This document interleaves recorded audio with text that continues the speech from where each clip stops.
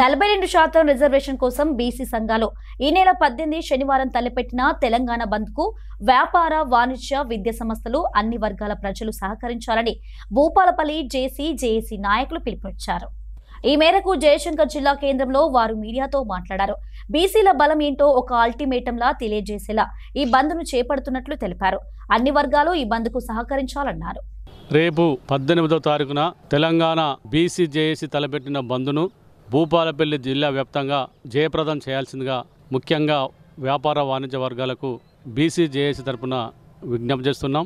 ఎందుకంటే ఇది బీసీల ఆత్మగౌరవానికి సంబంధించిన విషయము. రేపు జరిగే బంద్లో పూర్తి స్థాయిలో సంపూర్ణమైన బంద్ ప్రకటించడం ద్వారా మనము ఒక ఇండికేషన్ పంపించిన వాళ్ళం అవుతాం. కాబట్టి తప్పకుండా వ్యాపార, వాణిజ్య సోదరులకు నేను మరి ఒక విజ్ఞప్తి చేస్తున్నాం. రేపు తలపెట్టిన బంద్ను విజయవంతం చేయాలని భూపాలపల్లి పట్టణ ప్రజలతో పాటు జిల్లా ప్రాంత ప్రజలందరూ కూడా ఈ బంద్లో పాల్గొని విజయవంతం చేయాలని, వాణిజ్య వ్యాపార సంస్థలతో పాటు చిరు వ్యాపారులు, పండ్ల దుకాణాలు, ఉన్నటువంటి హోటల్స్ యాజమాన్యం కావచ్చు, ఉన్నట్టు కిరాణా షాప్ వాళ్ళు కావచ్చు, మార్ట్స్ కావచ్చు, అందరికీ కూడా మేము తెలియబడిన విద్యా సంస్థలు మరియు ఆర్టీసీ సంస్థ చైర్మన్ గారు కూడా మేము మేనేజర్ గారికి కూడా వినతి పత్రం ఇవ్వడం జరిగింది. రేపటి బంద్ ప్రధానంగా జస్టిస్